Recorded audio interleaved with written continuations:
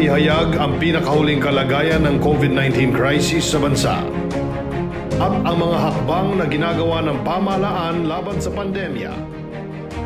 Mula sa Pangulo ng Republika ng Pilipinas, Mayor Rodrigo Roa Duterte. Ito ang Talk to the People on COVID-19.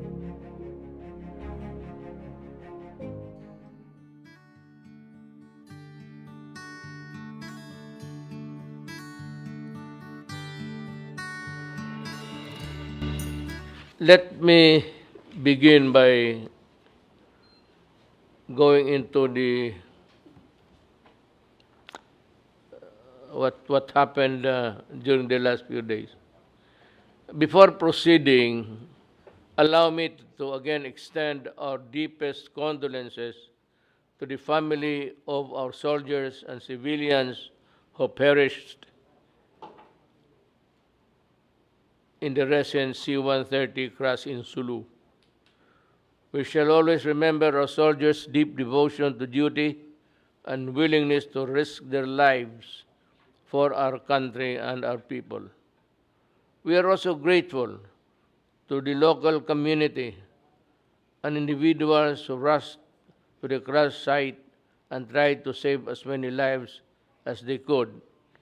Now, these people in the vicinity or in the area were mostly Tausugs. At sabi ko, salamat naman sa inyong tulong, sukran. Then we have Pastor Siki Buloy will extend 20,000 pesos cash assistance to the family of the soldiers and civilians who perished in the incident. Mr. Ivan Howe gave 5,000 pesos worth of gift certificates to the family of those who died and those who were perished. Ito si Ivan Howe is a good friend of mine. Parang not an outright really philanthropist, but is one Chinese Filipino who has a conscience, who thinks and moves and lives like a Filipino really. Health authorities around the world would have noted that the global pandemic recovery is at risk with the rise of new COVID-19 variants. The emergence of the new COVID-19 variants like Delta and Lambda are truly a cause of concern, and the government closely monitoring our borders across these strains to prevent local transmission. I let the experts talk about it. This is just an overview of everything we are going to take up. Having said that, our best defense is still to be vaccinated as soon as possible. We received more vaccines last week, including more than 1 million of AstraZeneca as donation by the government of Japan, and more than 2 million doses also of AstraZeneca from the COVAX facility. This COVAX facility, I repeat, is a facility of the World Health Organization. And it is the body, it is the entity that oversees everything and see to it that everybody gets the vaccine. It has done a good job, and I would like to congratulate them and thank them for their humanity. I am pleased to know that on July 11, more than 3 million Filipinos have received their second dose, and with a total of more than 13 million doses so far administered in the country. I reiterate my appeal, please get vaccinated as soon as possible. The life you will be saving is not only your own, but of your loved ones and the people around you. I also appeal to our countrymen to continue observing the health protocols so that we can prevent and avoid the spread of COVID-19. I learned that the World Bank has apologized and has taken down its recent report on the state of student learning outcomes of well-being in the Philippines. Well, I would not want to begrudge sa World Bank. But ito mga international bodies working on the problems of the world should be very careful in their statistics. It is not good to, commit a wrong internationally. But good as any, we welcome their apology, and of course, that they should, in their apology, the World Bank said that they deeply regret the said report, which advertently published even before the Department of Education had enough chance to provide inputs, and it was an oversight on their part. There was no other time na maganda ang patakbo. I am an outsider ever since. It's the only time that ito ngayon that I'm closely work with people connected with the functions of government and governance na for the longest time without, hindi sabihin na nandito si Secretary Brunes, but yung pagdala ng Department of Education was nary a worry for us. It is being supervised and organized correctly. They also acknowledge, ito yung nag-publish sa World Bank, that the education challenges in the country had a long historical context which could not and should not be attributed to any single administration. Sa totoo lang, mahirap lang talaga kasi tayo. We are a third world country, classified as one.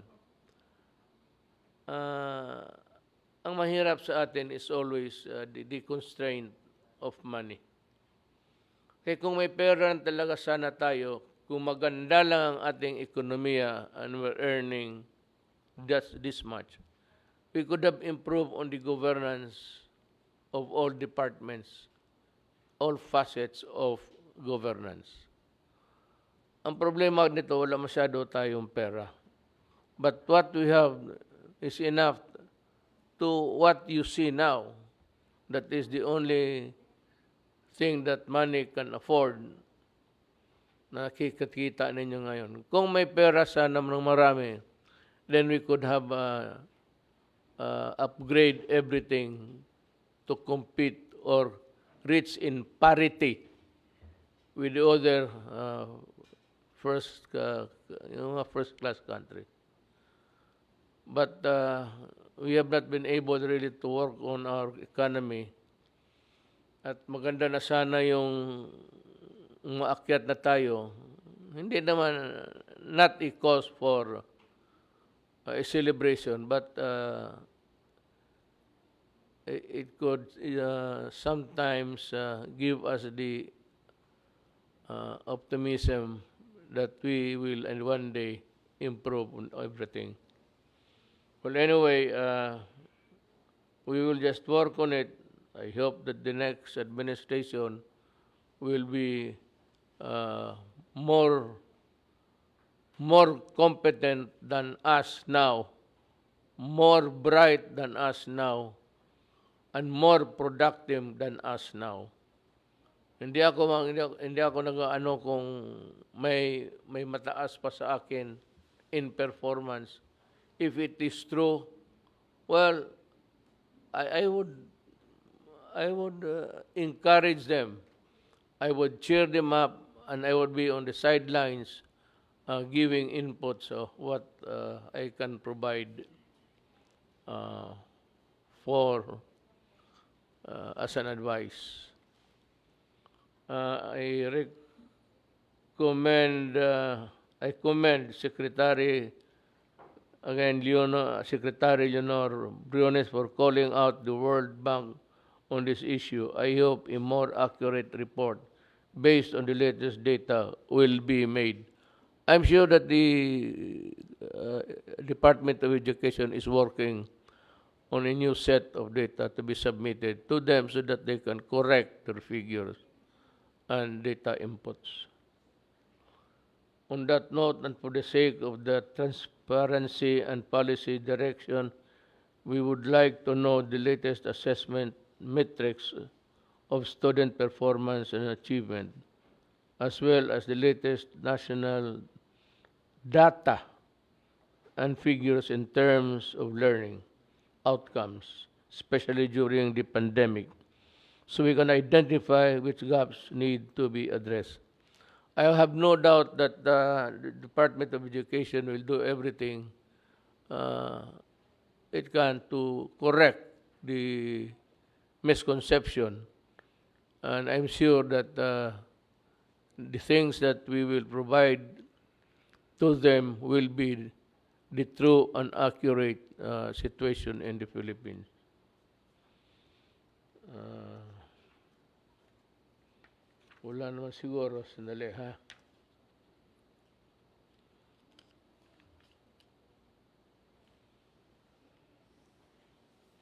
Hindi na nila sinali dito kung sino yung napreso, sinong nagkakaso. But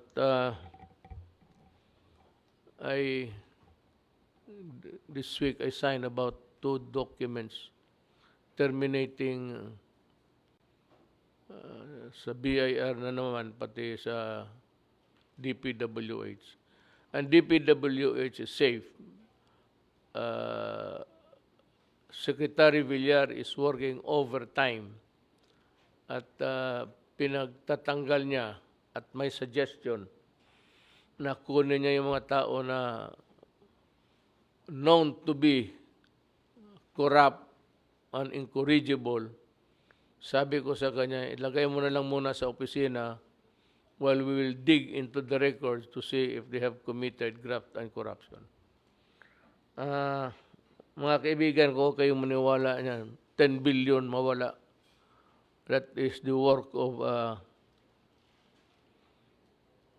I have a term for that. It is not mine. I just borrowed it. But I think Pacquiao is punch drunk. Punch drunk. And I leave it up to you. Mayroon man kayong cellphone, hanapin ninyo. I think he is. To be talking about 10 billion from nowhere. Papayag ba naman ang kuha niya? Not hindi lang yan. Papayag ba kami? Papayag ba ang mga sekretary ng mga departamento na papayag na ganon na may mawala 10 billion? That is a statement coming from a guy who is punch. Suntok ba? Punch drunk. Lasing. Look it up sa ano ninyo. Makita ninyo sa cellphone ninyo. Diyan sa internet yan eh. So, again, we will have a concise, precise, and an accurate report coming from the department secretaries concerned. As usual, we begin with Secretary of the Health Department, Secretary Duque. You have the floor, sir. Thank you, Mr. President. Magandang gabi po, sir, at sa akin po mga kapwa kalihim. Sa ngalan po ng DOH, ako po ay magbabahagi sa inyo ng maikling ulat ukol sa ating COVID-19 situation at mga kaakibat na mga impormasyon or kaalaman para po sa pakinabang ng ating po mga mahal na kababayan. Next slide. Muli po, ang ating pangkalahatan kaso ay nakapagtala ng 1.4 million thereabouts. Meron po tayo na idagdag na 5,204 na mga kaso as of today, July 12. At ang active cases naman po dito ay umabot na ng 49,128. Meron po na idagdag na 5,153 na aktibong mga kaso. Ang katumbas po nito ay 3.32% ng lahat po ng ating mga kaso. At ang recoveries naman po natin sa 5,204 na naidagdag sa ating mga kaso ay mula sa regions 4A, 584 naman po sa NCR, 579 sa Region 6, at 3,200 sa mga iba't ibang bahagi ng mga rehiyon. At para naman po sa ating mga ang ating pong recoveries ay umabot na po sa 1,402,918 cases at ang ating recovery rate ay napapanatili po natin halos 95%. Habang ang bilang ng mga namatay o mga pumanaw ay pumalo na po sa 26,015. Cumulative po ito mula nung nag-umpisa ang pandemya sa Pilipinas at ang atin pong case fatality rate ay nasa 1.76%. Para naman po sa mga Pilipinong may edad mababa sa 1 taon gulang hanggang 49 na taong gulang, ang kanila pong case fatality rate ay nasa 0.42%. Ito po ay mababa at sana mapanatiling ganito. Habang para naman po sa mga Pilipinong may edad na 50 hanggang lampas sa 80 taon gulang, ang kanila pong case fatality rate ay 5.53%. Ngunit ang maganda naman po nangyayari sa NCR ay malaki-laki po ang ibinaba ng case fatality rate nila. Bumagsak po ito ng mga 26% from mga 5.78 to 4.6%. At ito na nga rin po ang dahilan na mataas ang case fatality rate naman ng mga may edad kung bakit uunahin ang ating po mga senior citizens sa bakunahan po natin. Next slide. Ito naman po ating case trends per island group. Muli yung kulay blue. Next slide please. Yan po, muli yung kulay blue natin, nakita po natin, matapos po nag-peak sometime in March and April, ay nag-umpisa naman po bumaba ito at dito po patuloy na nagpa-plateau ang NCR plus areas. Ito po yung kulay blue at yung ating pong kulay green na epidemic curves na nakikita po ninyo sa harap. Habang nagpapakita ng mabagal na pagbaba naman ng Visayas at Mindanao, at sa kabilang dako, nagkaroon ng bahagyang pagtaas ang rest of Luzon noong nakaraan linggo at nagsisimula din mag-plateau sa ngayon. Sa susunod na slide po, makikita natin ang pangkalahatan case trends nationwide. Dito naman ang atin pong pambansang average. Kasama po ang NCR at mga iba pang high-risk regions. Makikita po natin sa kabuuan patuloy na gumaganda ang pambansang ADAR or Average Daily Attack Rate per 100,000 population at ang ating pong 2-week growth rate.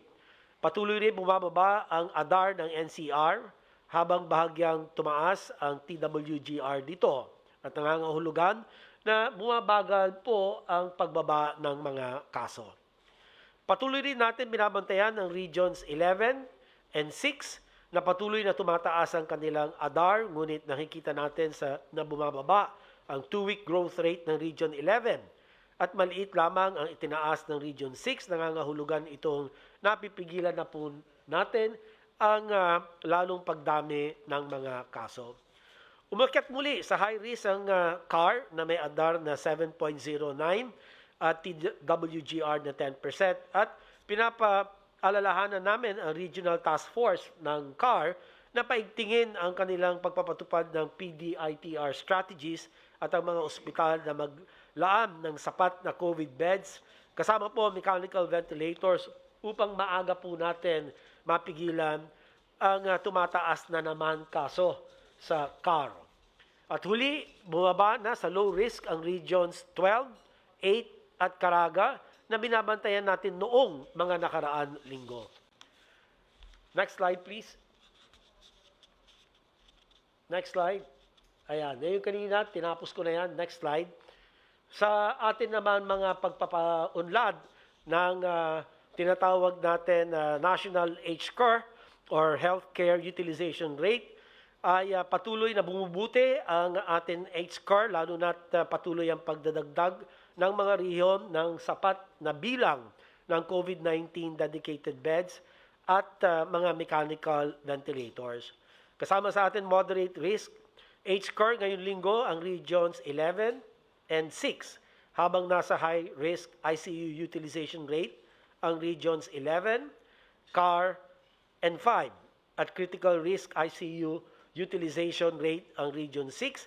Tatalakayin natin ito sa mga susunod na slides.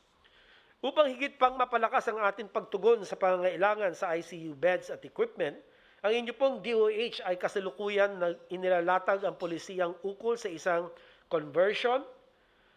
reconversion principle or yung para pong accordion instrument kung saan may tsak na mga batayan ang mga facilities sakaling kinakailangan isagawa ang pagdaragdag o di kaya ay pag-reallocate ng mga kama, kagamitan at sapat na bilang ng health workers bilang paghahanda sa mga potential spikes or surges. Next slide. Ito naman po ay HCAR ng Region 11. Bagamat nananatiling nasa 82% ang ICU utilization rate nito, nakapaglaan ng Region 11 ng sapat na COVID-19 dedicated beds. Kaya naman nakikita natin sa nagsisimula ng bumababa ang kanilang HCAR kumpara noong peak nito last week noong July 4. Halos lahat po, kung makikita natin yung absolute change from peak, ay talagang nagbabaan naman po ang healthcare utilization rate. Ang HCAR naman sa Region 6, next slide please. Bagamat bumaba ang kabuuan nitong HCAR, pumalo na sa critical risk ang kanilang ICU utilization rate.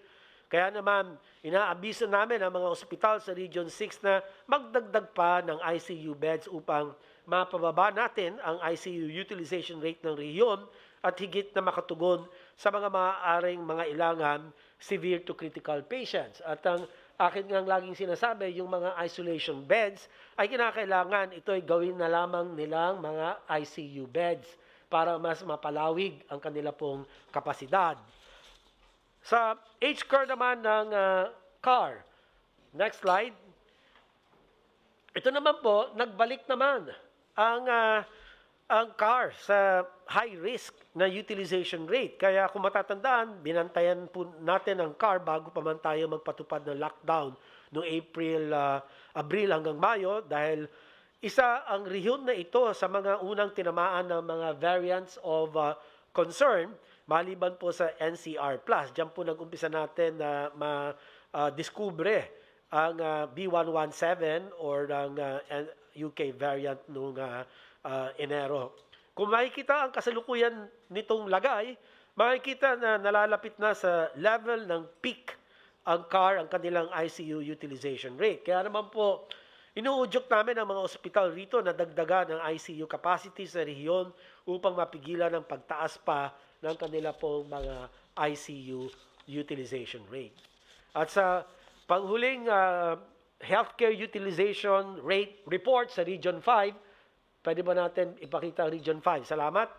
At bagamat na tiling nasa low risk ang HCAR ng Region 5, ay nasa high risk ang kanilang ICU utilization rate na nakikita natin kasalukuyang bumababa habang tumataas ang kanilang ward bed utilization rate. At inuudyok namin muli ang mga ospital dito na maglaan ng karagdagan ward beds upang mapababa rin natin ang utilization rate nito tulad ng atin nagawa sa ICU utilization rate.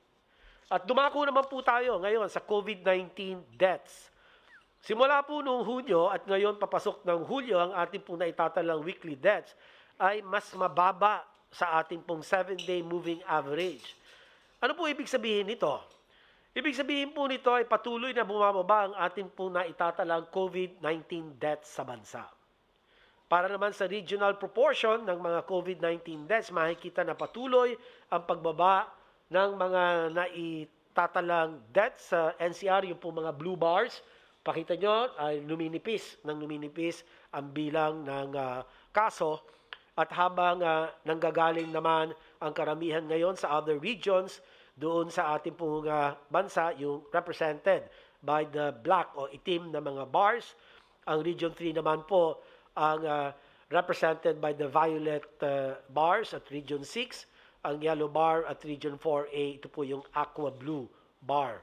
At itong Hunyo naman, nakapagtala tayo ng 2,533 deaths o 84 deaths per day sa patuloy natin pagpapatupad ng PDITR strategies at COVID-19 vaccination program. Bilang pagbubuod, ito ang mahalagang mensahe natin ngayong linggo. Una, we are in a race against the variants of concern or VOC. At nakararanas ngayon ang ibang mga bansa ng matinding surge dahil sa pagkalat ng mga variants. Sa Pilipinas, nakabuti ang pagpapatupad po ng mas mahigpit na public health interventions at napababa natin ang mga kaso na kasalukuyang nagpaplato. Kasama rito ang ating NCR plus wide lockdown noong Abril hanggang Mayo at ang kasalukuyan na paghihigpit ng ating pong mga border control protocols. Hindi dapat natin ito sayangin at dapat ito maging daan tungo sa pagbabakuna ng mas maraming Pilipino, lalong-lalo na po ang mga senior citizens. Mahigpit na pagsubaybay sa mga rehiyon at lokalidad na tumataas ang ADAR, 2-week growth rate and healthcare utilization rates at ang kanila pong mortality rate. At huli, ang patuloy na pagpapaigting ng ating health systems capacity sa bawat rehiyon. Kailangan po natin bilisan ang ating kilos at huwag natin hayaan na makapasok at kumalat ang mga variants of concern tulad ng Delta at ang banta ng Lambda variant. So, yan na lang po ang aking pinakahuling bahagi ng aking pong report, Mr. President. Handa po akong sumagot sa inyong katanungan. Maraming salamat po. Magandang gabi. For brevity, let's jump to Secretary Galvez. Mr. President, Senator Bongo, my fellow cabinet members, mga kababayan ko, magandang gabi po sa inyo lahat. Ngayong gabi po, akin pong ipipresenta ang updates ng COVID-19 sa vaccination program ngayong July. Next slide, please. We have some good news. The Philippines reached the 13 million mark in 4 days' time after it reaches its 12 million mark despite some delay on the deliveries last June and also first week of July. We are also expecting to increase our throughput or yung administration ng ating bakuna in the succeeding weeks and months with the expected arrival of more than 11 million vaccines this July. Noong nakaraang linggo lamang po ay dumating po at sinalubong po nga natin ang pagdating ng 1 milyon na AstraZeneca at saka po yung 2 million ang galing sa COVAX. So all in all po, 3,322,100 AstraZeneca vaccine na galing sa donasyon ng government ng Japan at COVAX. Kasama rin po dito yung 170,000 doses ng Sputnik V. Kasama po yung 50,000 na second dose. Ngayong linggo po, inaasahan po natin po na darating po ang 2.5 million doses ng Sinovac. At ang inaabangan po ng mga private sector at mga LGU, yung 1.17 doses ng AstraZeneca na kanila pong binabili. Umaasa rin po tayo na ang pagdating ng 3,239,400 vaccine na nagmula sa donation sharing ng US at saka po ng COVAX. Magandang balita po, Mr. President, ang original po nila na donation is more or less to 3 million lang po. Pero dinagdagan po nila ng 215,400 po. So dinagdagan pa nila ng mga more than 200,000. So naging 3 million ang total, 3,239,400. Napakalaking tulong po yung kasi one shot po yung J&J. At ito po yung bibigay natin sa mga island provinces at saka ito po yung bibigay po natin sa lahat ng mga karatig pook ng Mindanao at saka po ng Visayas. Ayon po sa utos ng ating mahal na Pangulo, bibisitahan din po namin ang mga lugar kung saan mayroong matataas na kaso sa COVID-19 katulad ng Samar, ng Cagayan de Oro, Jensan at Zamboanga City. At yun po ay sisimulan po namin next week. Ayusin lang po namin yung mga deliveries kasi marami po tayong deliveries ngayong linggo at kailangan po talaga na matutukan po namin ng negotiation yung mga deliveries ngayong linggo. Yung utos niyo po na puntahan ko po yung mga area po at saka yung mga code team po natin pupunta doon sa mga surging area. Magsimula po kami this coming week at saka next week po. Ang Region 3 po, baka unahin po namin during the weekend. So, nakabisita na po kami sa Cebu at saka sa Iloilo. Si Sec Roque po ang bumisita po sa Iloilo nung nagkaroon ng surge. At sa Cebu, binisita naman na po namin ni Sec Duque at nakita po namin ang sitwasyon po doon. Bibisitahin namin sa susunod po yung CDO, Jensan, Palawan, Zamboanga City sa mga susunod po na araw.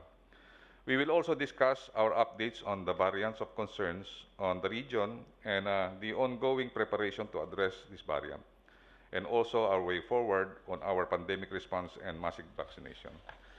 Next slide, please. Next slide, please. Ito po, na-discuss na po yung ilang mga detalye po ng ating mahal na Secretary na Duque. So, sa ngayon po, sa talaan po ng Philippine population based on UN, ang total nating population is 111,067,008 people. So, yung magiging basihan po natin ng ating total target population for vaccination is 77,746,906. So, sa ngayon po, nakapagtala na po tayo ng 13,196,282 na binubuo po ng first dose na 9,669,940 or 12.44% ng ating targeted population to be vaccinated. Ang ating second dose po is 3,526,342 or nakakaano pa lang po tayo na 4.54% ng ating population. So napakalaki po ng ating pong challenge na makuha yung herd immunity by end of the year. Next slide, please. Sir, ito po ang total accomplishment po natin in terms of doing the administration or jobbing. Medyo bumagal po tayo last week due to delayed deliveries during the final week of the month. Pero maasahan po natin, Mr. President, na tayo po ay babawi sa susunod na araw dahil marami po tayong darating na mga vaccine. Next slide, please. Sir, to give the direction for July, ito po ang mga bagay na dapat nating makamit pagkatapos ng buwang ito. Una, magkaroon ng higit kumulang na 14 million deliveries doses ng bakuna ngayong buwan. Sa ngayon po, nakatanggap na po tayo ng 20%, so 24% accomplished na po tayo. At malaki po ang aming garantiya na makakakuha tayo ng 14 million to 16 million this month. Kasi po, pinirmahan namin po yung aming kontrata na i-accelerate ng Sinovac ang kanilang delivery. Ngayong July, i-upgrade po nila na 7.5 million po ang bibigay po nila at saka sa August po, ibibigay po nila 8.4 million. So, yun po ang sa atin ng China. Nagpapasalamat po kami dahil kasi sana po mabigyan po, ma-approvean po ng China yon. So, ma-upgrade yung ating delivery po ng napakalaking porsyento. Pangalawa, na maiturok sa ating mga kababayan na nasa priority na 10 million doses na vaccine ngayong buwan. We are now at more or less 31%. Ang pangatlo, maitala natin ang nasa 300 to 400,000 jobs kada araw. Hopefully, we can achieve this by next week. Pang-apat, magkaroon ng 7 million na katao na makakuha ng kanilang second dose kasi yun po ang sinasabi nga po ni Sec Duque at saka ating mga expert na importante po ang second dose para against sa variant. So ngayon po tumututok po ang ating National Vaccination Center para abatan po talagang tutukan ang second dose. So sa ngayon po, very confident po kami kasi yung Johnson & Johnson, yun po ay kakount na natin as second dose. So kung 3 million po ang maibakuna po natin ngayong buwan, that's already accounted as a 3 million second dose. So napakaganda po ng ano po natin na nakikita natin kaya po natin yung 7 million to 8 million po na second dose. Kasi at least meron po tayong 8 million or 7 million na protektado ng mga tao. Panglima, at least matapos po natin yung healthcare workers ng kanilang second dose, at least 90% above. Sa ngayon po, nakikita po natin na medyo mababa po ang ano po natin, 75%. Kaya po iaangat po natin na at least full ang ating healthcare workers in case na magkaroon po tayo ng another surge. Sana po hindi po pangyayari po 'yon. Kaya po ang ano po namin, itong target po natin ito, Mr. President, alam po natin na kayang-kaya natin po ito dahil kasi nakita natin ngayon po tutulong din po ang private sector sa kanilang inoculation dahil kasi meron po darating na 1.5 more or less 1.5 million na para sa kanila kasama po ang Moderna at bibigyan din po natin sila ng mga iba pang mga bakuna. Sir, based also sa inyong guidance, next slide. Gusto rin na tapusin natin po yung pagbabakuna sa ating mga security sector. Lalo-lalo na po pati yung OFWs, pati yung teacher kasi napagkayarian na po natin sa IATF na kung just in case talagang magkakaroon tayo ng open face-to-face sa ating education, kailangan po lahat ng teachers ay mabakunahan po. Yun po ang aming commitment kay Secretary Liling na before end of August, yung mga teachers po ay mabakunahan po natin. And hopefully, pagdating po ng maraming bakuna, isasama po natin ang AAP, PNP, yung Coast Guard, yung BFP, yung NBI, yung CHED, DepEd, yung Department of Transportation, yung DOLE, DAR, DA, DFA, DOT, yung kay Ma'am Berna, and then yung BOC, BI, OFW at saka Seafarers po, isasama po natin yan. All in all po, yung ating government employees na makakasama po as frontliners, 1.8 million. Kasama po ang OFW at seafarers na 2.2 million na nagtototal po na 4 million po lahat. Next slide please. Next slide please. Sir, ito po yung ating natanggap po ng nakaraang araw at ito po yung ating pagsalubong sa ating mga Japanese vaccine na donation. Nagpapasalamat po tayo kay Prime Minister Suga for his kindness and generosity for donating the more than 1.1 million vaccine. And then also sa COVAX, we also want to thank USAID and also WHO and Gavi, UNICEF for giving us 2,028,000 AstraZeneca vaccines. And also dumating na rin po yung 170,000 na Sputnik as I reported earlier. Next slide please. Sir, para i-recall po natin, ito po ang lahat ng mga dumating na vaccine natin. Ang 20,779,910 vaccine, ito po yung tinatawag na breakdown.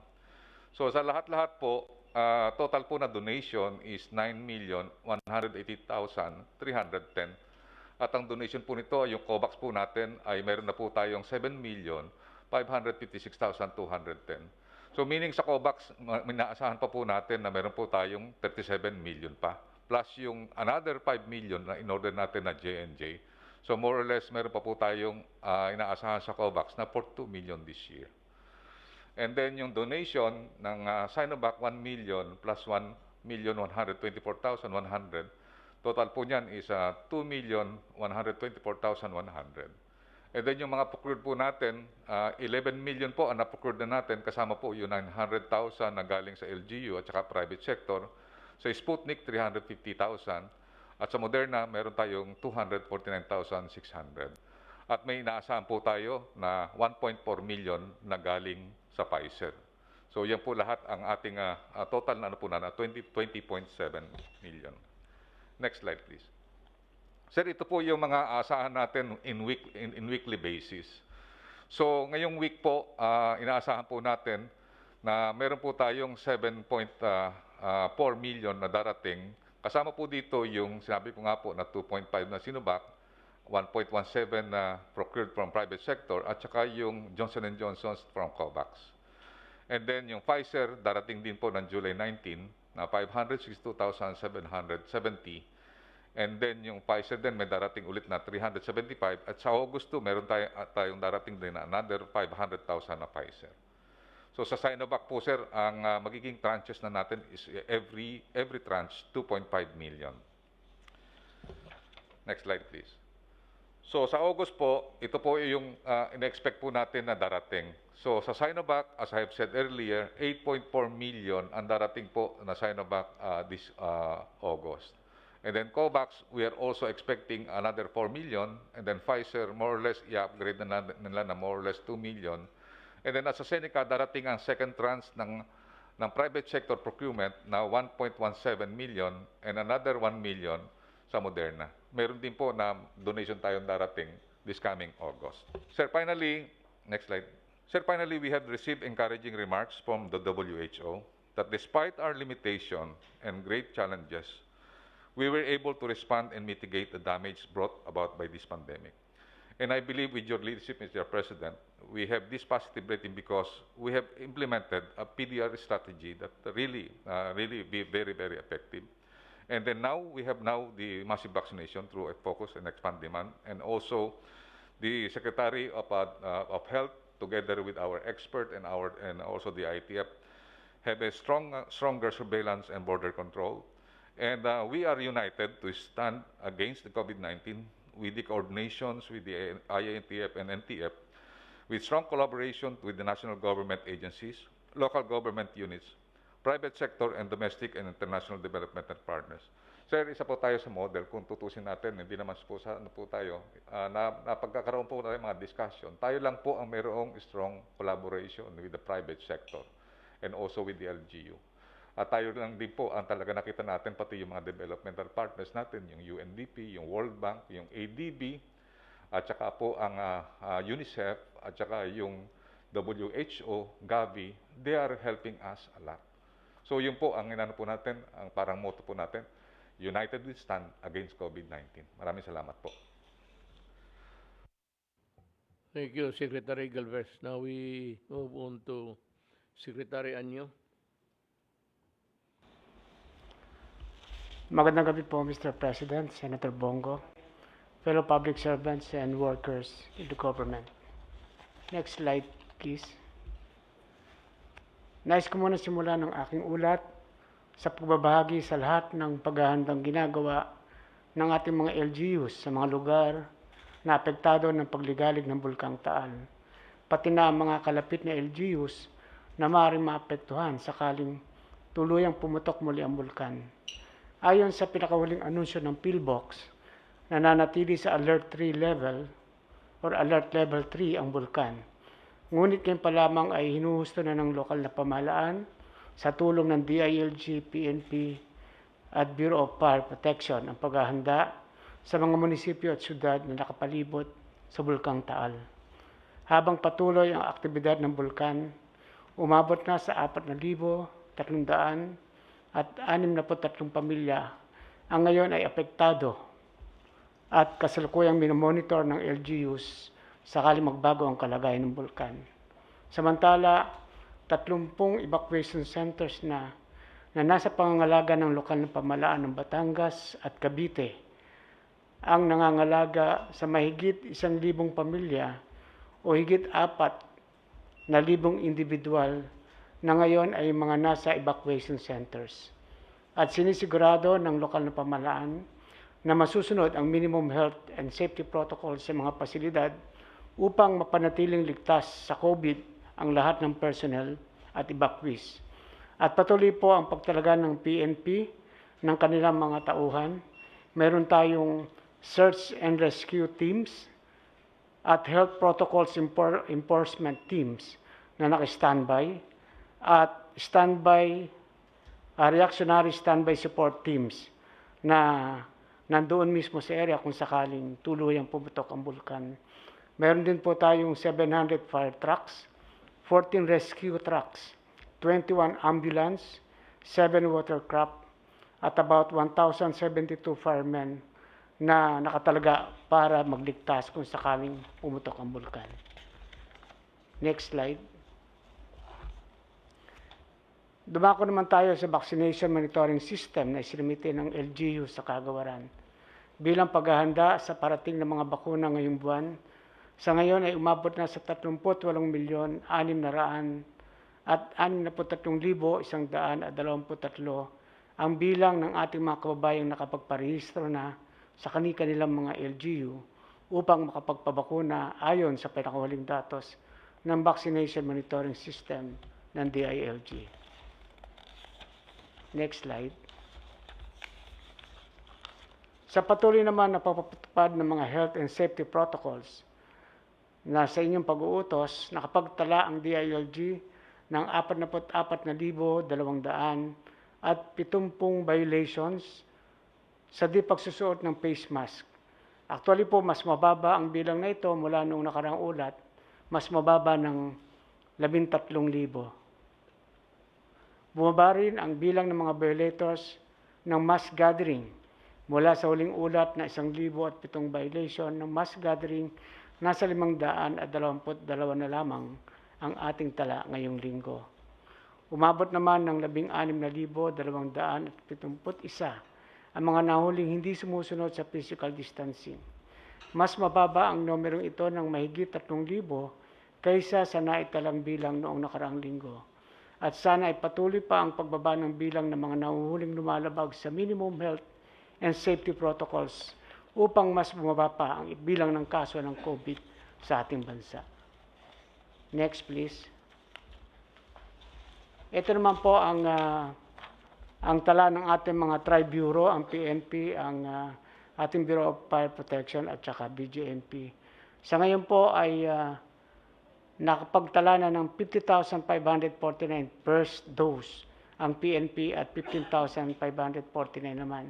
So sa tumatayang 23% po sa buong strength ng ating Philippine National Police. Ito naman sa ating Bureau of Fire Protection, 13,613 ang napag-first dose at 6,853 ang second dose. So 42% and 21% respectively po. At sa BJMP, 11,378 ang nakapag-first dose, 8,486 naman ang second dose, 67 and 52% respectively. At ayon nga po sa plano ni Secretary Charlie Galvez ay ngayong August po ang buong Philippine National Police, BGMP at Bureau of Fire kasama ng AFP ay makatanggap na ng ang lahat po ng ating mga uniformadong hanay ay mapupuli vaccinated na. At sa pagbabantay naman po ay meron tayong 24,329 na kapulisan ang siyang naghahatid at nagsisecure ng ating mga vaccination sites. At may nakatalaga tayong 222 fire trucks, 17 ambulances, at 714 firemen na nakatalaga upang magbantay sa ating mga vaccination sites. Next slide please. Sa atin naman pong kampanya sa illegal na droga, narito ang datos na ating nakalap mula sa PNP at iba pang mga sangay ng pamahalaang nagtutulong-tulong upang mapuksa ang pagkalat ng illegal na droga sa bansa. 10 individual na sangkot sa kaso ng illegal na droga ang kusang sumuko sa mga otoridad mula July 4 hanggang July 11. Sa panahong ito, nagsagawa ang pamunuan ng PNP ng 1,173 operasyon laban sa illegal na droga. May 1,645 individual ang naaresto, habang 12 ang naitalang namatay sa mga naisagawang police operations against illegal drugs. Mahigit 16 na kilo ng sabu at halos 60 kilo ng marijuana ang nakumpiska sa magkakahiwalay na operasyon ng ating kapulisan at iba pang ensyang naglalayong wakasan ang illegal na droga sa bansa. Sa kabuuan po ay umabot na higit na 121.66 million pesos. Halos doble po ito kasi noong nakaraang linggo ay 65 million lang yung ating nakumpiska. So nagdoble po, 121.66 million ang ating nakumpiskang sabu at marijuana sa panahong ito. Lalo pa rin po namin paigtingin ang kampanya sa illegal na droga. Yun lamang po, Mr. President. Maraming pong salamat.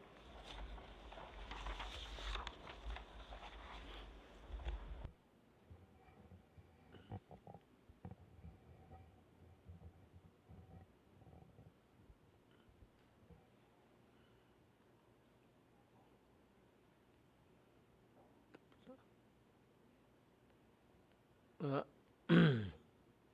we'll go to Secretary Lorenzana. Good evening, Mr. President. Good evening, Senator Bongo and my colleagues. I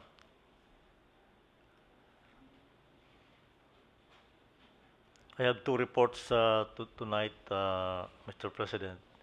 Wala pong pagbabago yung vaccination rollout ng AFP at saka DND dahil hindi pa kami nakakatanggap ng dagdag na bakuna. First slide, please. Ito po yung update ng ating mga dumarating na mga OFWs at saka yung mga overseas Filipinos. Ang kabuuan po ngayon ng OFWs ay 1,008,873. Meron pong nadagdag na 11,321 mula nung ako'y nag-ulat nung nakaraang linggo. Dito naman sa mga overseas Filipinos ay 239,711. Mayroong nadagdag na 4,316. Total po dyan sa dalawang kategory na yan ay 1.2 million po. Mahigit yung 1.2 million. Wala naman po tayong nakikitang mga dumarating na problema rito dahil naagapan po ng mga tao natin sa airport at saka yung pagka-OFW naman ay yung OWA ang nangangalaga sa kanila. Next slide. Ito po yung update natin ng mga Pilipinong umuwi mula sa Sabah. Wala pa pong magbabago ito mula nung nakaraang linggo, pero sa susunod po na mga linggo ay mag-resume na po tayo. Papatuloy na natin yung pagpapauwi nitong mga 4,683 na mga Pilipinong nasa Sabah. Next slide. Ito po yung update ng Taal Volcano ayon sa ginagawa po ng NDRRMC. Next slide. As of to yesterday, kahapon po ay level 3 pa rin. Hanggang ngayong level 3 pa rin ang status ng vulkan. At tuloy pa rin po yung restricted itong 7 kilometers around ito. So, wala namang pagputok na nangyari, pero mayroong 74 volcanic earthquakes recorded. Yung po maliliit lang na tremors. 6,408 tons sulfur dioxide per day ang binubuga po ng vulkan. Next. Ito dagdag doon sa kanilang report ni ulat ni Secretary Anyo. Pareho lang po sila rito ang ating ang ating datos. Next slide.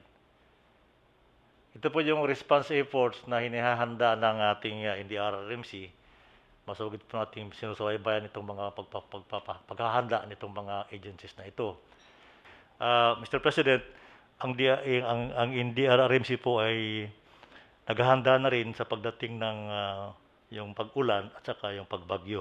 Ang sabi po ng Pag-asa ay magkakaroon ng 1 hanggang 3 bagyo itong buwan na to at saka sa susunod pang mga buwan na at least 1 to 3 typhoons ang darating. Yun lang po, Mr. President. Thank you.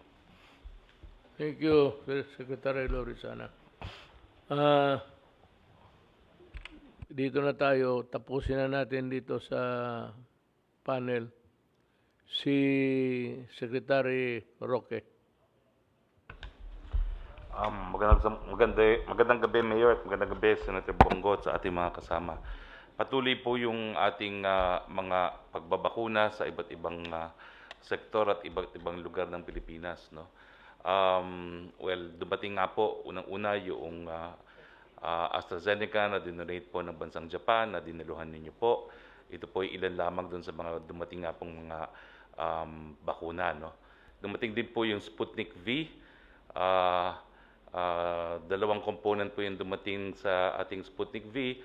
at ito po yung maglulutas doon sa problema ng mga kababayan natin na naturukan po ng first dose at nag-aantay ng second dose. So wala na pong problema yung mga nag-aantay ng second dose para sa Sputnik V. Next slide. Kanina po ay nasa San Juan tayo kung saan nagkaroon po tayo ng pagdedeklara ng pagtagumpay laban sa COVID-19 dahil gaya po nung Battle of Pinaglabanan kung saan nagkaroon ng kauna-unahang matagumpay na pag-aaklas ang mga katipunero, nagkaroon po tayo ng kauna-unahang pagwawagi laban sa COVID-19 dahil nagkaroon po tayo ng 100% first dose dyan sa San Juan. At inaasahan po ng mga Sanjuaneño na by August po ay ma-achieve na nila yung 100% full vaccinated individuals dyan po sa San Juan.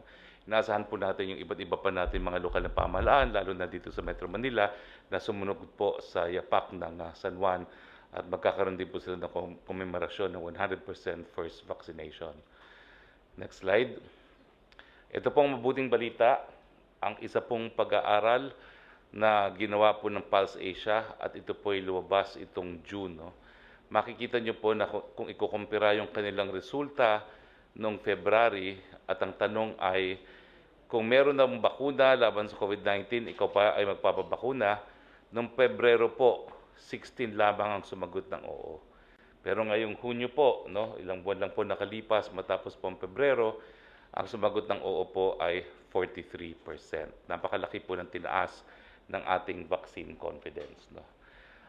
Hindi ko na po sinabang isang slide pero lumabas na rin po yung June figures ng trust and satisfaction rating ninyo po. Isa lang pong binabantayan ko yung Pulse Asia din po. No? Dati po kasi ay 90 at 91 ang trust and satisfaction. Bahagyang gumalaw po yung trust and satisfaction ninyo. Ngayon po parehong 88. No? So within margin of error po, halos hindi po bumaba ang inyong trust and satisfaction rating. So yan po yung mga on the record, pero yung mga ibang tatanong ko po, gaya ng sinabi nyo, talagang hindi ko po maiiwasan na marami akong mga tinatanong sa inyo. Kayo na po mag-decide kung gusto nyo pong on the record or off the record. Ang unang tanong po ng media na hindi ko pa sinasagot ay magkakaroon po ng pagpupulong yung PDP laban na pinamumunuan po ng Vice Chairman Cusi at pinamumunuan niyo po bilang chairman, pero na-expel na daw po di umano si Secretary Cusi at iyong ilang mga kasama. So, ano pong aasahan ng taong bayan doon sa pagpupulong ng PDP na dadaluhan ninyo sa Clark? At pangalawa po, ang inyong reaksyon doon po doon sa pag-amin po sa kauna-unahang pagkakataon ni Mayor Inday Sara na siya daw po ay open para tumakbo para sa pagka-presidente at yun po yung kauna-unahang pagkakataon na siya po ay sumagot na she is open to the idea. Yan po Open lang naman. Opo. Open lang. That is all there is to it. As usual, may I give a little bit of a personal comment dito sa programa to. My stand is I am against really the candidacy of my daughter. I want her spared from the vagaries of politics dito sa Pilipinas. Lalo na itong mga personalities around in the likes of Trillanes, si De Lima. Walang ginawa kung hindi mag-atake ng kapwa-tao nila. So, I would rather that ibigay ang gobyerno sa kanila, let them win. I wish them luck, and even wish them win kung manalo sila para kanila na itong gobyerno at gawin nila ang gusto nilang gawin. Ako ay masasaktan ako pag siyempre anak ko. Itong bastos, itong bunganga ni Trillanes. Ewan ko kung saan niya nakuha yung katangian na yan. Pati itong si De Lima. She is wallowing in pity And as a consequence of that, she has become virulent, almost virulent talaga ang lamor-malamor pa sa bunganga.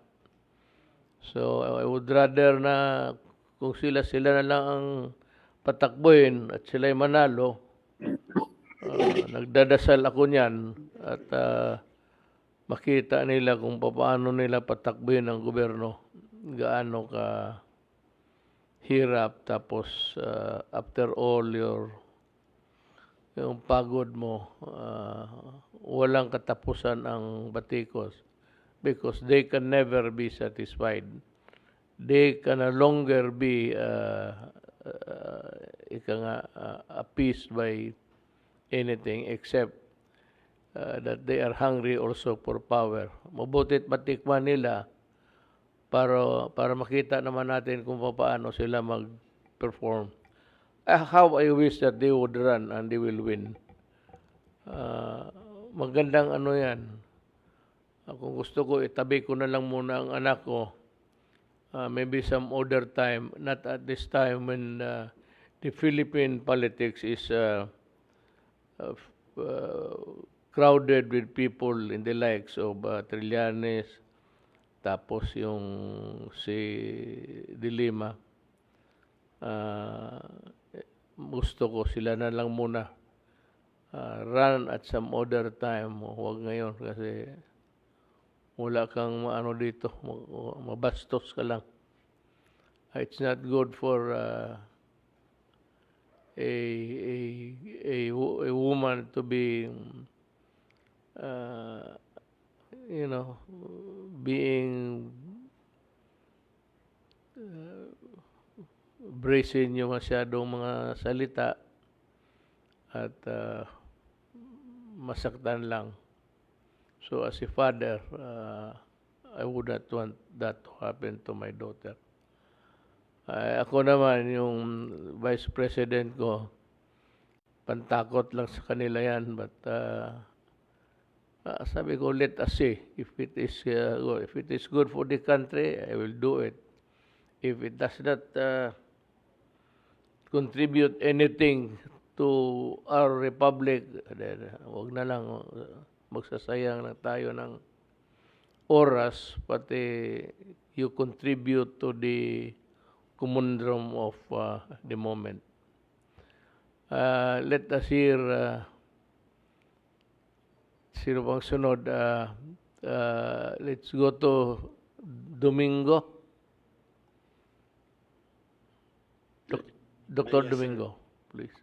Opo. Magandang gabi po, Mr. President, Senator Bong, tsaka sa lahat po ng cabinet members. Can I have my slides?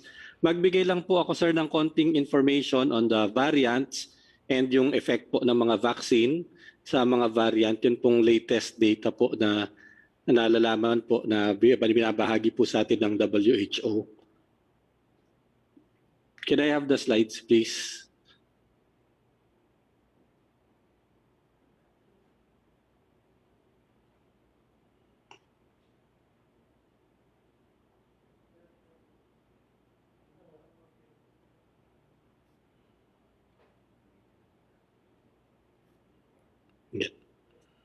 Yeah. So, next slide please. Ano lang po as an overview sa buong mundo po, may nadagdag po na isang vaccine this week, no? This is a vaccine po galing sa Cuba. It's a protein subunit vaccine. This is a new category of vaccines and they're now doing a clinical trial of about 30,000 people po sa Cuba at inallow na rin po itong gamitin sa bansa nila. Dito sa atin po, 8 yung ating vaccines na allowed. Next slide please. At yung 7 po doon ay either ginagamit na natin or malapit na po natin gamitin.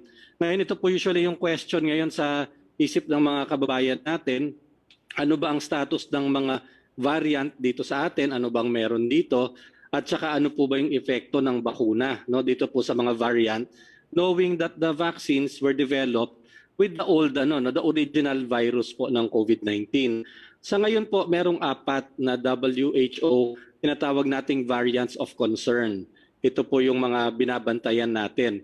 Yung pong alpha, ito po yung unang nakita sa UK, Yung pong beta, yung una pong nakita sa South Africa. Yung gamma, ito po medyo kakaunting kaso lamang po ito. Una po itong nakita sa Japan pero ang pinagmulan ay sa Brazil. And yung delta, ito po yung kinatatakutan ngayon na una pong nakita sa India. Next slide please. Kung titingnan po natin sir yung mga bakuna na ginagamit po natin ngayon, yung pong efficacy nila with the original virus, ito po yung mga latest data.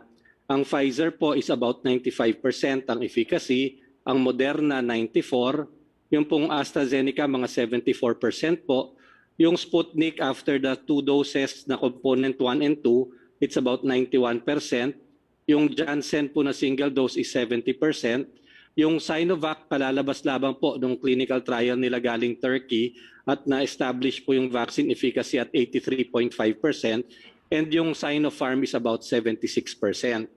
Ngayon po, inaaral sila ngayon compared doon sa original virus at yung efficacy nila doon po sa mga variants of concern natin. Yung kauna-unahan pong variant of concern, yung alpha at saka beta, ito po yung mga merong nakita na rito sa atin sa Pilipinas. No? Yung pong alpha po na variant, nakita naman po na yung lahat po ng mga vaccine ay maganda pa po ang effect nila doon sa alpha variant. Meron lang pong konting reduction dun sa efficacy, like yung Sputnik po, Sinovac and Sinopharm, actually po yung reduction nila is less than 10%. Doon po sa original efficacy niya, yun naman pong iba, yung Pfizer, Moderna, AstraZeneca, at saka Janssen, somewhere po from less than 10 to about 20% reduction compared to the original virus. So maganda pa po ang coverage niya. Doon po sa variant na pangalawa, yung beta, yung pong nakita ng una sa South Africa, mas maganda po yung pong mga Janssen at saka Sinopharm at Sinovac, maganda rin po ang coverage sa kanya. Ang reduction po ng kanyang efficacy is mga 10% to 20%. Yun pong ibang bakuna, yung Pfizer, Moderna, AstraZeneca at Sputnik, yung pong sa taas, medyo malaki po ang binababa niya, ang efficacy ng do sa South African variant by 20 to 30%. So meron pong mga nagkakasakit. Pero karamihan naman po na nagkakasakit ng beta variant, mga mild. At maganda pa rin po yung coverage niya against severe illness at saka po sa pagkamatay. Yun pong dalawang mas bagong variant, ito po medyo kulang pa po tayo ng datos, sir. Yun pong gamma variant, lalo na po konting-konti po kasi ang kaso nito. So hindi po natin masabi kung meron talaga siyang clinical significance pagdating sa public. Pero yun naman pong mga naaral na vaccine, katulad po ng Pfizer, Moderna, AstraZeneca at saka Sinovac, nakikita po na yung reduction ng efficacy niya compared to the original. Pag kinumpare sa gamma, maliit lamang naman po yung reduction. So mga 10 to 20% lamang. Yung pong Sputnik, Janssen, at Sinopharm, wala pa pong datos dito. Pero nakikita naman po natin, sir, yung pattern, mga ganyan din po siguro yan. Bumababa lang po ng kaunti. And the last po na talagang variant of concern ngayon is yung Delta virus po na naunang nakita sa India. Yun pong mga ginagamit po nating vaccines katulad po ng Pfizer, Moderna, AstraZeneca at yung padating po na Janssen, nakita po na yung kanyang reduction in efficacy compared to the original virus is mga 10 to 20%. No? Ibig sabihin po, maganda pa rin naman po ang kanyang coverage. Hinihintay pa po natin, sir, yung data from Sinovac, Sinopharm at saka Sputnik regarding yung Delta variant dahil inaaral pa po nila ito. Pero katulad po ng nabanggit natin, so ang nakikita naman po natin pattern ay gano'n. No? Nagiging ang mga variant po, nababawasan ng konti yung efficacy ng vaccine pero hindi naman po siya nawawala. No? Nagiging very useful pa rin naman po. Yan lang po. Maraming salamat po. Thank you, Dr. Domingo. Alam mo, it's a very consoling words coming from you regarding the efficacy of the present vaccines that we are having now, and which is being vaccinated by all, could have a fighting chance against the variants of which people are really scared. Ang tanong nga nila, kailangan pa ba ng bagong vaccine? But with your data na niligay mo ngayon, it seems that we are a little bit safe not really totally safe, but I said it is very consoling to hear from you that the present vaccine we are using are as effective, not although not to a full to its full degree, but rather could give us a minimum of comfort that there is available vaccine and it can be used against the virus. Senator Bongo would like to ask you a few questions. Go ahead, Senator. Thank you, Mr. President. Sa pag-iikot ko po ng buong bansa, nakikita ko na po. Totoo yung sinabi ni Secretary Roque kanina.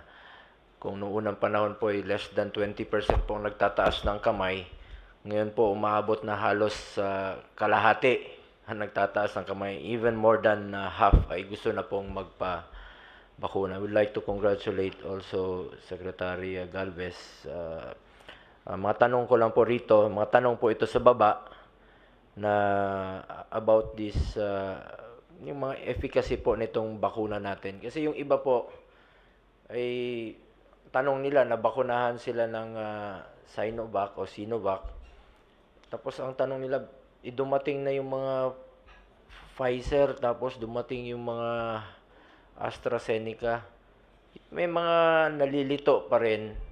Kung pwede ho bang ma-explain po ng mabuti Dr. Domingo, even Secretary Duque, Secretary Galvez, na halos pareho naman po ang epekto nito. Sinasabi nila, ito yung Sinovac, ito yung epekto niya, ito naman po epekto nitong mga Western na bakuna. Sana po mapaintindi pa natin sa Pilipino para lalo pa silang mainganyong bakuna dahil dumadami na po ang gusto talagang magpabakuna sa ngayon.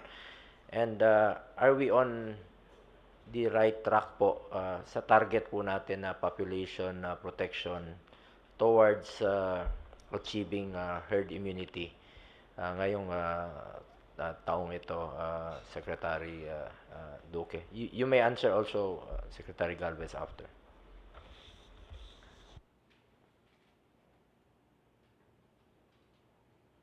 Yeah, maraming salamat po, Ginoong Senador Bong.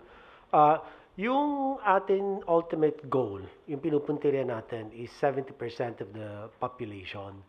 Halimbawa, kung 100 million tayo, although we're more now, no, based on the latest statistics, just para mas madali pong maintindihan ng ating mga kababayan, 70 million ang goal natin for herd immunity, na dapat 2 doses ng bakuna ang mabigay sa bawat Pilipino.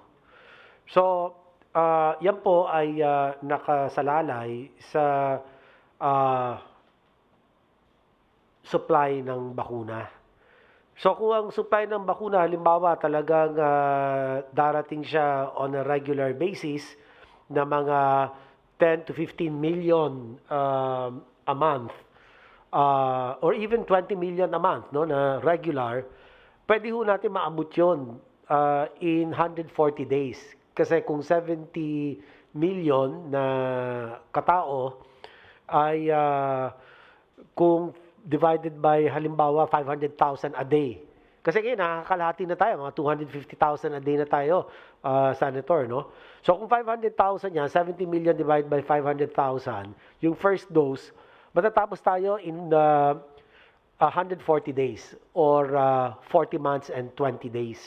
So from now on, kasi ngayon meron na tayong na-job na 13 million doses. Ano po?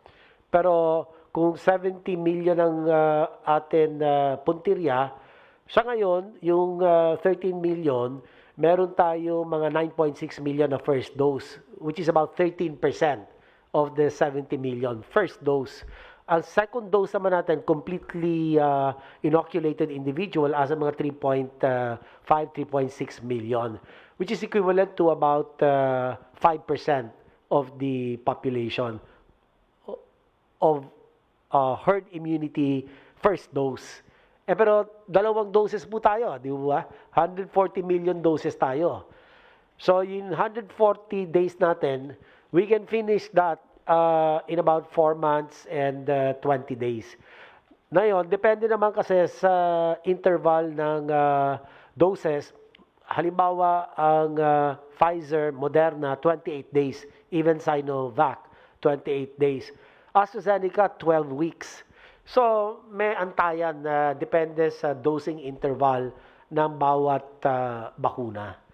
So, we are on track so far based on my calculation, no, and given the assumption. So, 500,000 jobs a day, about 20 to 30 million doses a month, no?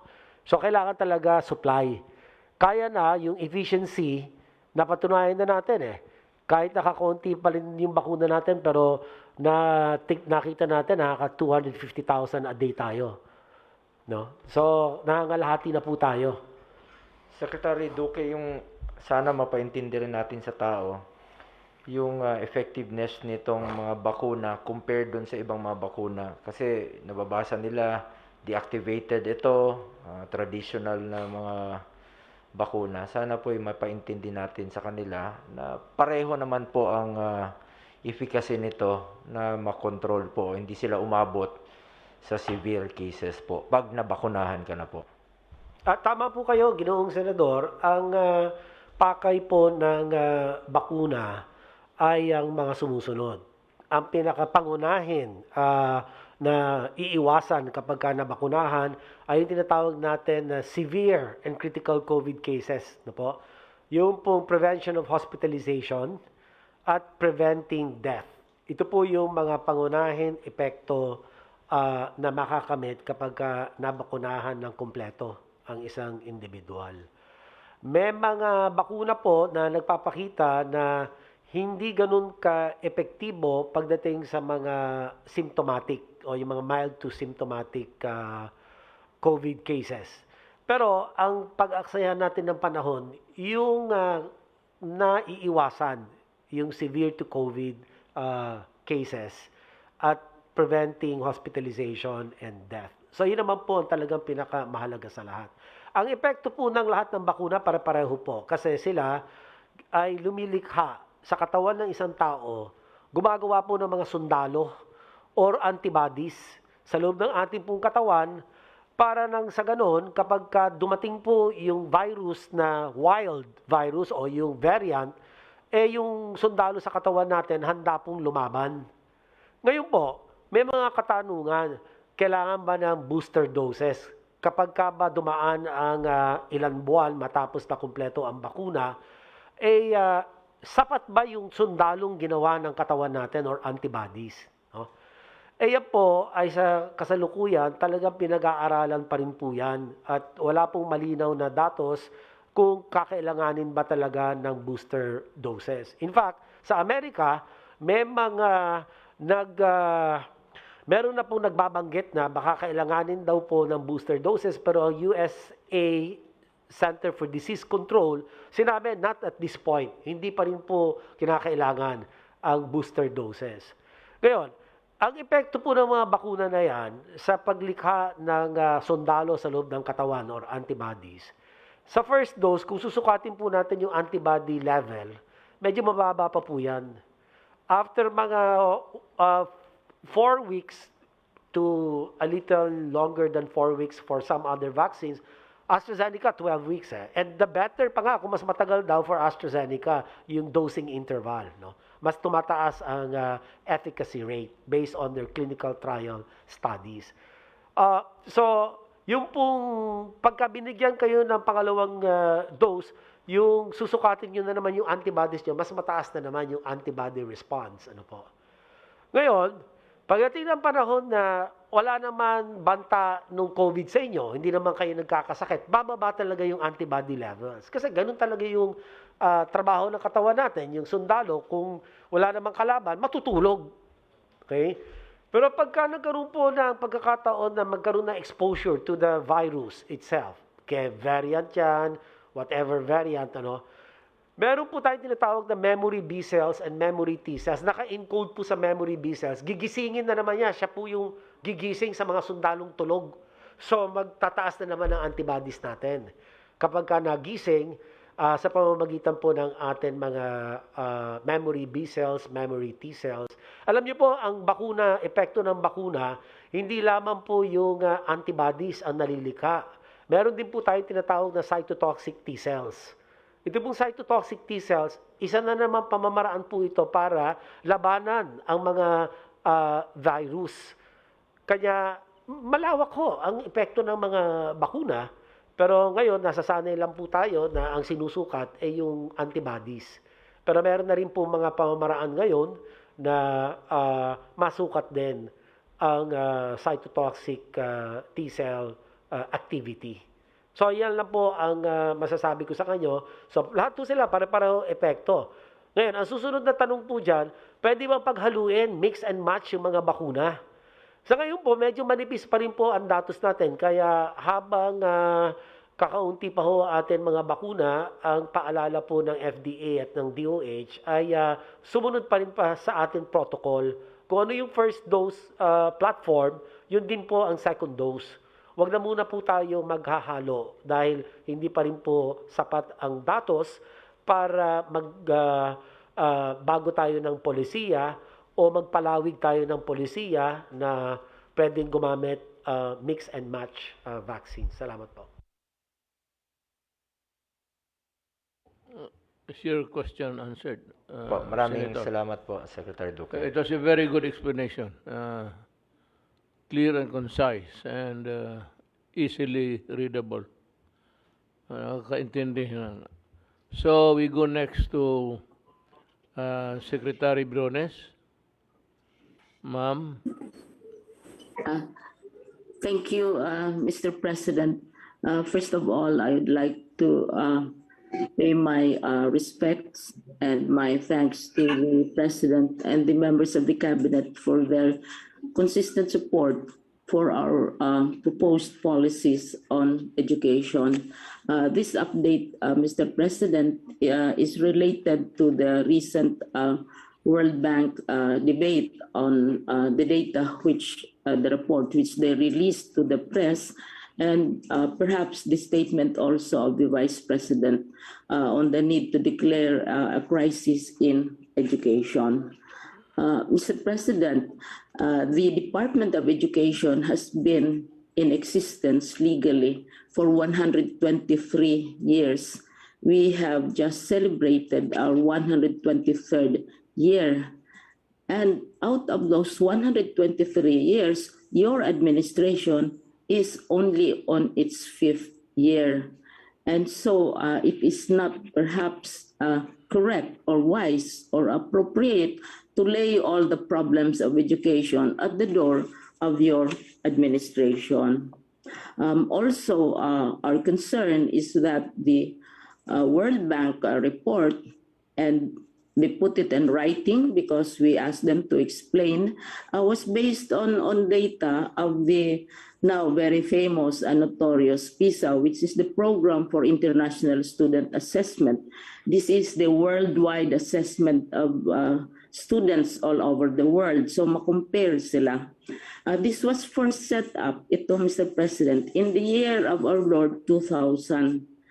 And we joined your administration, your DepEd, joined PISA in 2018 after 18 years. We had not joined this international assessment before.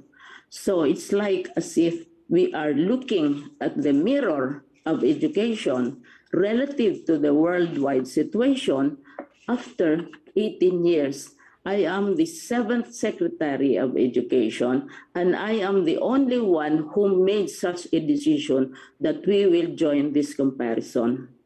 What concerns us, Mr. President, is the fact that in the report which the World Bank released to the public and to the press, they used such data, which was, as I said, ang pinaka-latest na nag-join tayo is 2018, already during your administration, the 7th Secretary of Education.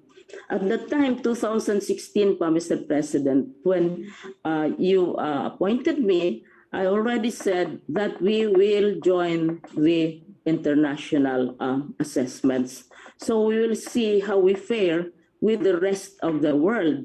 Kasi tayo, we have our own national assessments. And we noticed that our national assessments, Mr. President, were not exactly very exciting. So sabi natin, tingnan nga natin what is happening in the rest of the world and see how we fare with them. So we made that policy and you approved that policy as early as 2017. Tapos report nila in 2021. So that's how it was. Now, nung lumabas yung result, we joined in 2018. I was the 7th Secretary of Education. Ngayon, lumabas ang result December 4, 2019. Kasi 2018 ang exam. At 2019, lumabas ang result, pero December, one day before, we already reported to your office, Mr. President, because we already knew at that time that the Philippines was not doing well. And in February 2020, and this is nearly 1.5 years ago, nag-report na ako sa cabinet, full presentation on the PISA results, and with all the recommendations that should be initiated to perhaps mitigate the situation of the PISA results. Because we knew already, even before the results came out, that we were not going to do so well. But of course, it was a terrible disappointment that we were at the bottom of the list. And we are very happy and that through the intercession of Secretary of Finance, nag-issue ng apology. It's not the easiest thing in the world to make such a fearsome, powerful, ultra-rich, perhaps the richest financing institution na mag-apologize. But it did apologize because they were deficient on those 3 counts na sinasabi namin, hindi sumunod ng protocol, nandito nakatira sa atin, hindi natin alam, diretso sa press.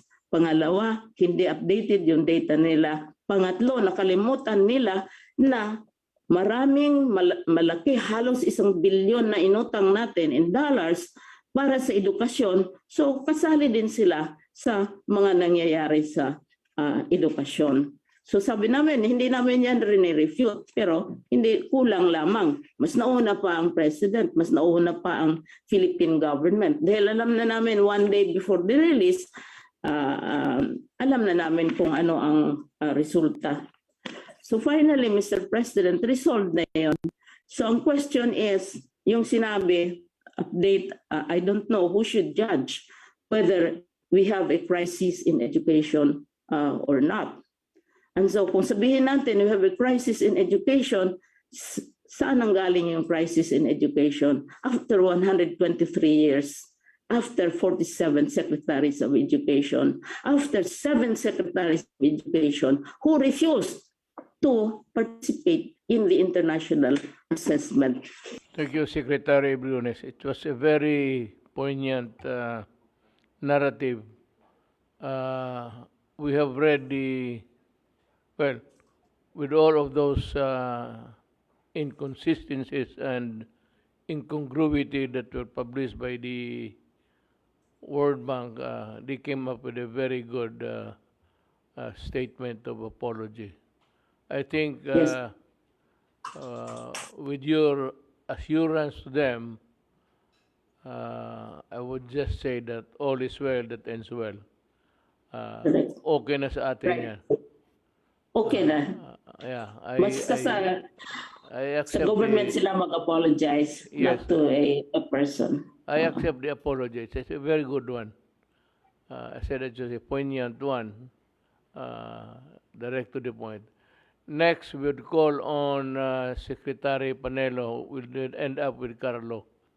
Magandang gabi po, Ginoong Pangulo, Senador Christopher Bongo at ang ating mga kasamang members of the cabinet. Hindi ko lang pong i-report sa inyo, yung pong kinausap niyo po ng isang araw ng mga informal settlers sa Tumana, Marikina. Itong Tumana po, ito yung pinaka-depressed area dyan sa Marikina kung saan pag nagkakaroon ng ulan, baha, ng bagyo, talaga namang yung baha kasi sila nandiyan sa tabi ng ilog, umaabot ng pasbahay.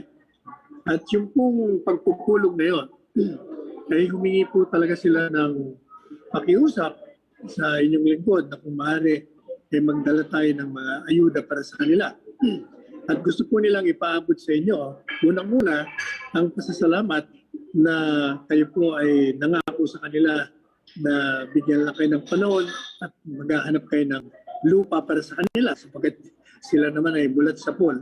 Talagang walang lupa at walang mga bahay. Kaya nga sila mga informal settlers. Pangalawa, ibig rin po ipaabot sa inyo, Ginong Pulo, na ang kanilang buong kagalakan na sa tanang buhay po nila, hindi pa sila nakakita ng isang presidente na video call pa sila kausapin.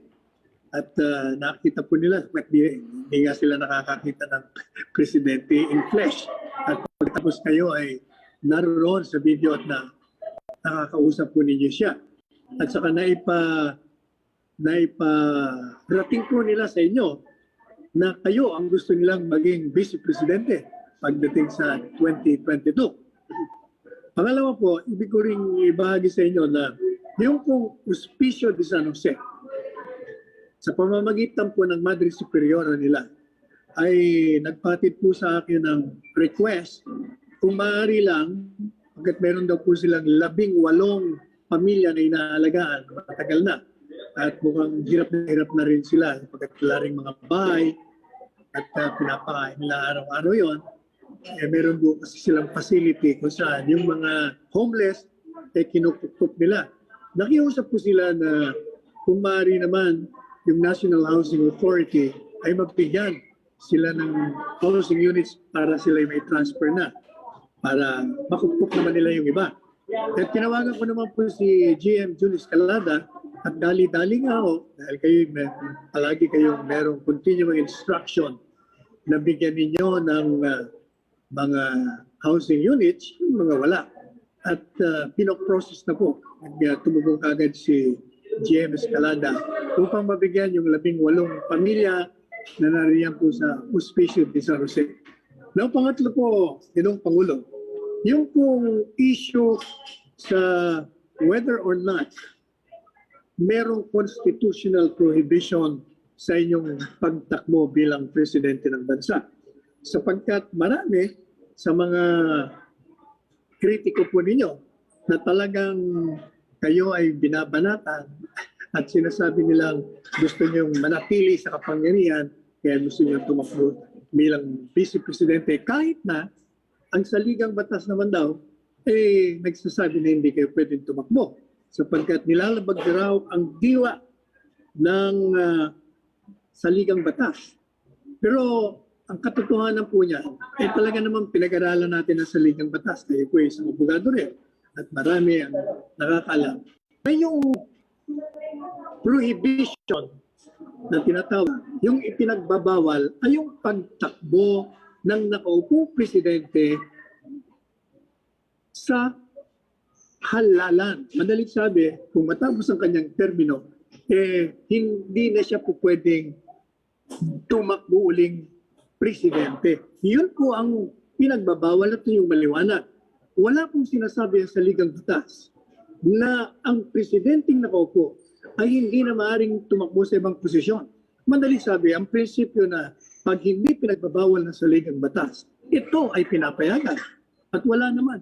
Kaya sabi ko nga po sa programa ng Counterpoint, kung totoo ang framers of the Constitution ay pinagbabawal yan, iyon ang kanilang diwa, di sana inilagay na nila ng maliwanag na hindi po pwedeng tumakbo ng anumang posisyon ng presidente sapagkat pag nabakante yung presidenteng nakaupo ay siya ang susunod, siya ang papalit. Sabi ko nga po yung pong prohibition, pag disqualify ay tungkol lamang sa re-election at hindi po succession. Ang saligang batas ay maliwanag na pag nagbakante ang presidente, yung vice presidente ang uupo. At kung kayo nga po ay tatakbo at kung titingnan yung pulso ng bayan, kaya nga po nasabi niyo, tinig ng bayan ay ang utos ng bayan at dapat ay sundin sapagkat yan ang merong sovereignty ang tinig. Pag kayo naman po ang manalo, talagang panalo kayo at saka hindi ko totoo yung sinasabi nila na gusto nyo lang manatili sa kapangyarihan. Sapagkat kaya kayo gustong o kaya kayo pwedeng tumakbo o maaring makumbinsin tumakbo ay sapagkat unang-una, marami kayong programa na sinimulan. Ang dami niya. At kailangan pong naroon kayo upang alalayan po ninyo kung sino man ang bagong administrasyon sa pagpapatuloy ng inyong mga programa. Pangalawa, hindi po totoo na sinasabi na kaya kayo tumatakbo, tumatakas kayo sa mga krimen na idinidemanda sa inyo. Unang-una, imahinasyon lang mo nila yung mga krimen niya. Wala naman talagang krimen. Pangalawa, dahil nga na sinabi, wala nga silang jurisdiction. Dahil nga, yung due process clause of the Constitution nilalabag nila sapagkat hindi nila inilabas sa official gazette, yung Rome Statute. Pangalawa, gaya naman ng aking argumento, pagpalagay na natin na meron silang jurisdiction, hindi pa rin po pwede kasi napakaliwanag din naman yung Rome Statute na pag ang miyembro ng ICC, ng organisasyon na yan, ay umatras at sila ay nagsimula na ng investigasyon. Ang hukuman hindi maapektuhan ng withdrawal. Pero ang problema, hindi naman ang hukuman ang nagsimula. Wala pang hearing Ang nangyari lang ay preliminary examination. Dinidetermina lamang kung papasok yung krimen sa kanilang jurisdiction at kung yung gobyerno o yung puno ay merong kakayahan na mag-prosecute o wala at kung gusto o hindi. Nandun pa lang sila. Hindi pa napasok sa hukuman. Kaya kahit anong sabihin, hindi rin totoo na kayo'y tumatakas. Another thing, kahit naman po kayo manalong vice-presidente, pwede naman kayo rin naman na i-prosecute kung gusto nila sapagkat yung teorya ng immunity sa ngayon, ang napag-aaralan lang natin sa jurisprudence, presidente ang may immunity. Wala pang jurisprudence na yung vice president ay may immunity. At madaling sabi, and even then, na maging vice president kayo, pag kayo ay nawala na as vice president o as president for that matter, pwede naman kayo pusigin kung talagang gusto. Yun naman po ng ating juridical system dito ay napakalusog. At nakikita naman yan. Pinuusig natin at nakukulong naman pag nagkakaroon ng conviction. So maliwanag po na hindi totoo ang mga paratang sa inyo ng oposisyon, ng mga kritiko. Ang katotohanan, Mr. President, ito po sasabihin ko sa inyo, kaya kayo sinasabihan na lumalabag kayo sa saligang batas pag kayo tumakbo. Kaya kayo sinasabihan na kayo na gustong manatili sa pangyayari. Ang katotohanan, pag kayo po ay tumakbo, Ginoong Pangulo, talagang game over na. Mananalo talaga kayo. Kaya ayaw po nila kayong tumakbo kasi siyempre masisira yung mga plano nilang makabalik sa kapangyarihan. Yan lamang po, Ginoong Pangulo. Secretary. May gabi, Mr. President. May gabi kay Senator Christopher Lawrence Bongo, sa mga kababayan sa gabinete, mga kababayan. Mr. President, ilang linggo na lang, State of the Nation address nyo na po sa July 26. Kaya ipagpatuloy ko na lang po yung pag-report ko sa ating mga kababayan ng nagawa na nating pre-SONA series na regional pre-SONA series. Nung nakaraang linggo ay nai-report ko po yung tungkol sa Region 13, Region 2, Region 5 at Region 12. So ituloy ko na lang po yung pag-report ko sa naganap sa Region 4B, sa Cordillera, sa Region 1 at sa Region 3. Kasama ko po dito sa mga pre-SONA yung ating mga cabinet officers in charge ng bawat region. At ito pong ginagawa natin sa ilalim ng kumpas ni Executive Secretary Medjaldea at ng PCOO. At we maintain minimum public health standards sa paggawa natin ng regional pre-SONA. Pero lahat po ng mga national government agency representatives, youth sector groups, LGUs po, private sector at academia may well represented naman po at blended po ito. May physical at may virtual presence po. Ibang San Fernando naman po sa Pampanga this time, ang pinuntahan natin sa pre-SONA series natin kasama si Secretary Carlito Galvez Jr. who is the CORDS po ng Region 3. Next slide. So dito po yan ginanap sa San Fernando, Pampanga last June 22. Next slide. And again, Central Luzon, Mr. President, remains our top palay and top corn producer among all regions at 699,044 metric tons.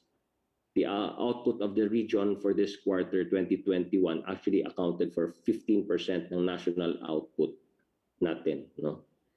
Meron din pong substantial increase in fisheries production sa Region 3 due to the growth ng municipal and aquaculture fisheries, 13.9% sa municipal and 6.6% growth sa aquaculture fisheries for Region 3. Just like in Region 1, next slide, pinagmamalaki rin po ng Region 3, RTF-LCAC, ang dismantling ng kilusang larangang guerrilla Sierra Madre or KLG Sierra Madre sa Region 3.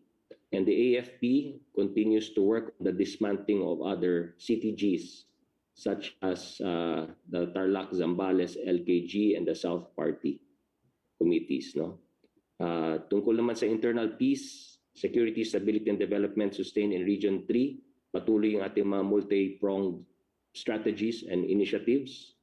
And sa laban against drugs, more than 50% of the barangays in the region have been declared free of the drug menace. So tuloy-tuloy po yung barangay drug clearing program po dyan po sa Region 3. Yun lamang po, Mr. President. Ipagpatuloy ko na lang po yung ibang reports in the next meeting next week po. Maraming salamat, Mr. President. Thank you. It was a very comprehensive report. I'd like to thank again the Armed Forces of the Philippines for continuing the dismantling of so many guerrilla fronts throughout the country. I would like to say that it's a job well done, and if this continues, the CCP, NP, NDF is in the throes of death.